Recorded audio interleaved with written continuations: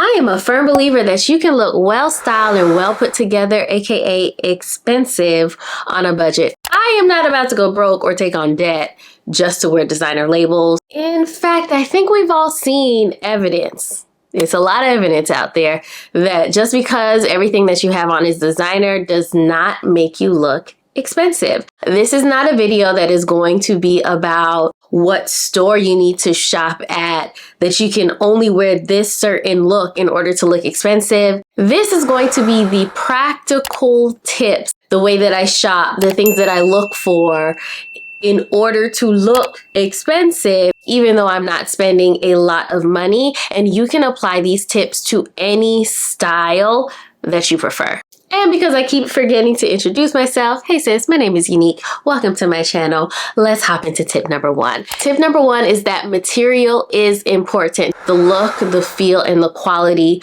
of the material that you're purchasing, okay? So even if you're purchasing an all polyester item, does it look cheap? Is it really stretchy? I try and stay away from like the really slinky looking material. Like, you know, if you was out in the club in 2008, 2007, like I was, you remember all of our club dresses were made out of this slinky material or the bodycons kind of material, right? So that type of material I like to stay away from because I find when the fabric is overly stretchy, it tends to read more cheap. I also stay away from material that is too thin looking. Now, we've all been there where we've bought that white top and it was basically see-through, okay? And there's a difference between thin and intentionally sheer. Completely two different experiences, okay? So if you notice that the leggings, the top, the dress, the sweater, whatever it is on the thinner side, girl, send it back. Send it back. It's not worth it. It is going to make that outfit read cheap. It just is. Another type of material to look out for are the faux leathers. Now, I'm not against faux leather. However, I'm against faux leather that looks like plastic bags. This is also one where there's a difference between being intentionally shiny, like the more vinyl, shiny faux leather. Do I have a pants that I can show you? I do. With examples, let's see. These are faux leather pants, and you see it definitely has a shine to it, but this is intentional. You can look at that fabric and see, you know, even though it's really shiny, it has this texture to it that does not read cheap. Versus some of these like less expensive leather skirts that look and sound and feel like plastic that are on the thinner side. Those are faux leathers that I would stay away from because they read cheap. Now, throughout this video, we're going to be using the word cheap.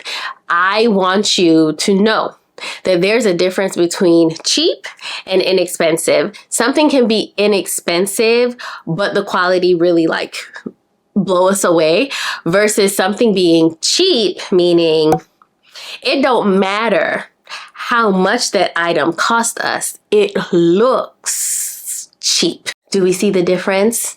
Okay, let's move on. Tip number two is if you are shopping on a budget, meaning that you are likely shopping fast fashion stores or you're thrifting or, you know, shopping secondhand. But if you're shopping online, like I tend to do, you want to pay attention to the reviews.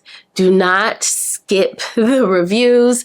If the website has customer reviews or gives the option for customers to post pictures, girl, comb through those pictures, okay? Look at each and every picture that someone has posted.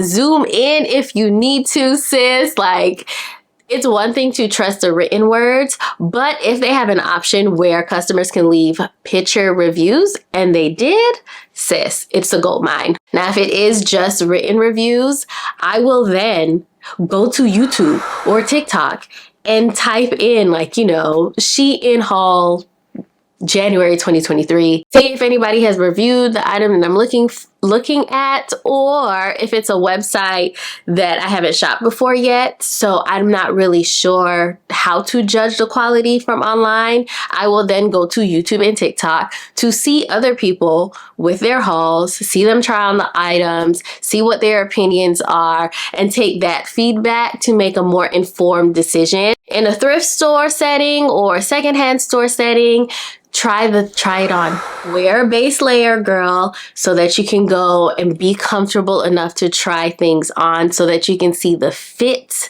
and how it feels on your actual body. And since we're here, the next tip is fit is everything.